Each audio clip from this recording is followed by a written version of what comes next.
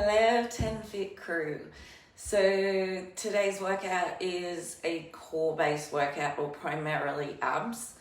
It can all be done on the floor or elevated when we do move into some plank positions. So I will show you on the floor, but you can always lean up on a bed or a chair or something stable if you're not comfortable on the floor. With most of the floor movement, we're just going to stay in the same position. So if you can get yourself down to the floor with a towel or a mat or just on the carpet or out on the grass, you'll be staying there for quite a while, so you won't be getting up and down.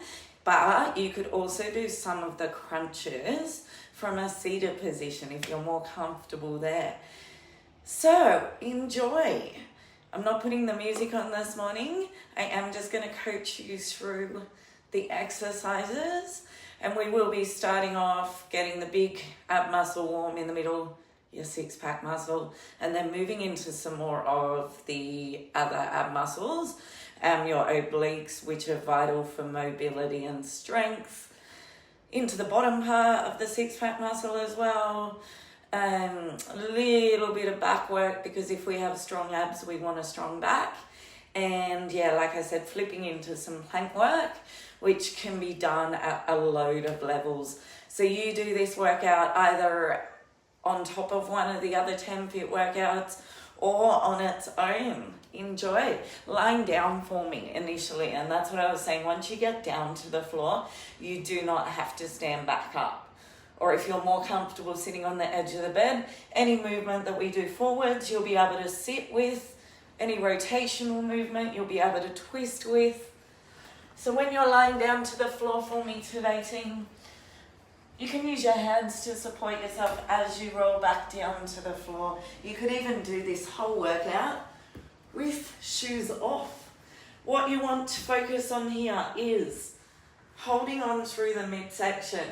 So you're thinking about pulling the belly in towards the spine, not locking it on super tight, but making sure that we don't let that lower back pop up off the floor. So you can make the movement smaller if you find that lower back moving around a lot. Otherwise, like I said, pulling the belly in towards the spine. We're just going to take the hands back so they are resting behind the head, or with your fingertips to your temples. And then we come up into a slow crunch, rolling up, bringing the rib and the hip bone closer together and looking out between the legs. Now you can add a little ankle tap here. Just move out slightly and down. So you come up, you reach to the ankles and then roll back down. Keep those going for me, guys. The key here is that we're rolling up through that midsection. So if your head is resting in your hands, just making sure we're not pushing on that neck. If you want to progress this one a little more, legs come up with the knees above the hips. We crunch, we tap around. So you're going to reach, crunch, reach. So your level 1 here is your slow crunch up. Your level 2, crunch and ankle tap. Your level 3, crunch and reach around. If you can give me 4 more repetitions of that, think about juicing the tummy out. Rolling up, unrolling, contracting, extending. Once you've done 4, just release those hips up to the sky. Little glute bridge. So while we're here, you will get into the back muscles as well, squeezing from underneath and looking up towards the sky. You want your hips square to the ceiling, so we don't have one hip lower than the other. Now we are stretching out through the abs as well as, like I said, activating the back muscles a little bit, squeezing the bottom so that when we have strong abs, we have a strong back as well. And rolling back down slowly. All right, set number 2 of crunches today. Bringing those legs, and if you're on the bed, you can keep the forward crunch. If you're on the floor, if you're sitting, that is, bringing those legs again up to 90 degrees and the arms come up above the chest. It's called a dead bug. And you could literally hold that position, just engaging through the abs, so pulling in towards the spine.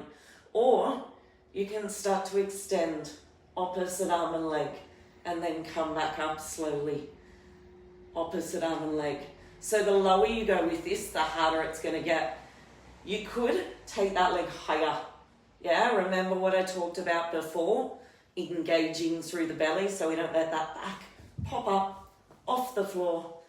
If you want even more here, extending out as we come back up, crunching up, and then the opposite leg goes.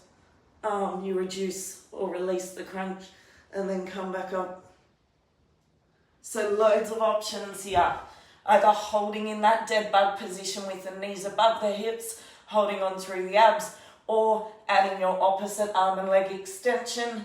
If you can give me 4 more repetitions, so 2 on each side, or adding the crunch as you come up. Once you've done those 4 again, release. Lift those hips back up for me. If you want a little more here on this round, we can start to add a little leg lift, so 1 leg up at a time. Otherwise, just hold the bridge. Again, squeezing from underneath, thinking about those hips, lifting up towards the sky. Hands under the hips if you need to, or resting on the floor. Keeping those hips square to the ceiling. So what I was saying with if you are up, resting or sitting on the edge of a chair or a bed, you could still do some little leg lifts there. So lifting 1 leg at a time, 1 leg at a time. Squeeze, few more seconds, and roll back down. 1 more set of crunches and we're flipping over into plank. So moving into the obliques I talked about in the sides of the tummy. Vital for mobility, vital for injury prevention. Yeah, they're the ones that you get down the sides of the tummy. All right, so options today. Legs back up to 90 degrees where we have them for the dead bug. You're either going to drop the legs slowly to one side and then back up to the center and then the other way. When you drop your legs down, you don't want the shoulder lifting off the floor. So you go as low as you can, rotating back up without those shoulders moving. If you want to make this a little tougher, straighten those legs out more. Drop and then pull back up. So you want to think about the rotation here. Yeah, keep those going. The legs drop to the side and then you're pulling them back up. They drop down. You can either control that movement on the way down, or you could drop and hold for a second and then pull back up slowly, and then drop and hold and pull back up slowly. So you should be feeling into the waist and into the back muscles. Give me 2 more, so 1 each way, keeping those shoulders on the floor. If you need to, your arms could be anchored.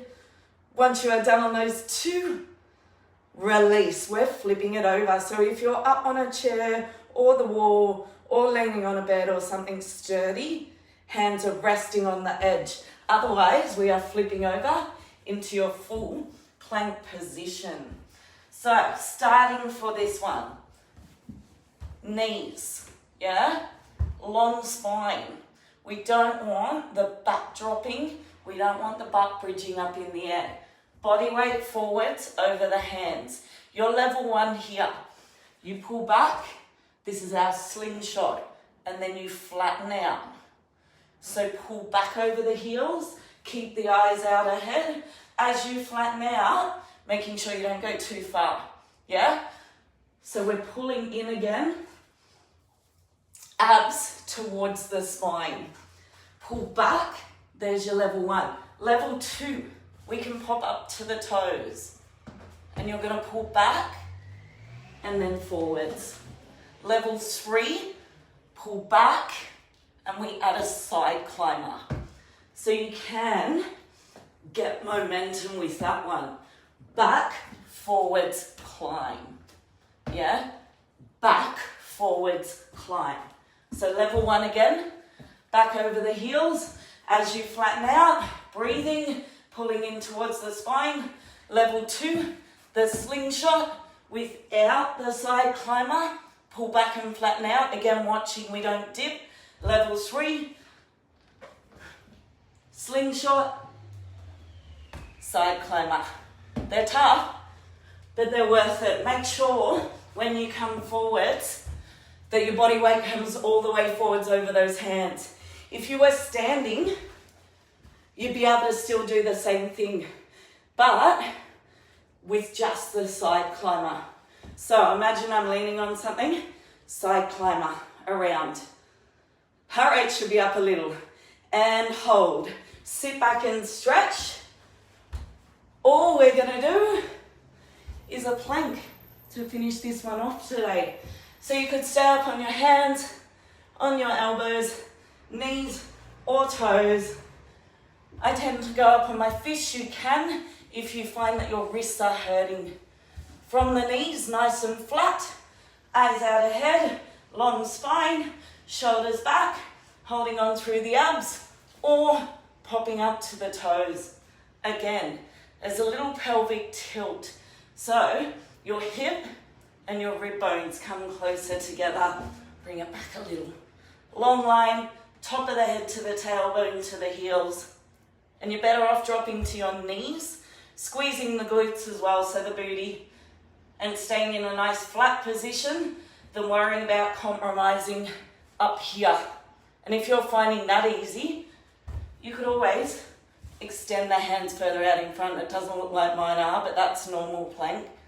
That's extended. 5 seconds, guys. Hold on. Breathe.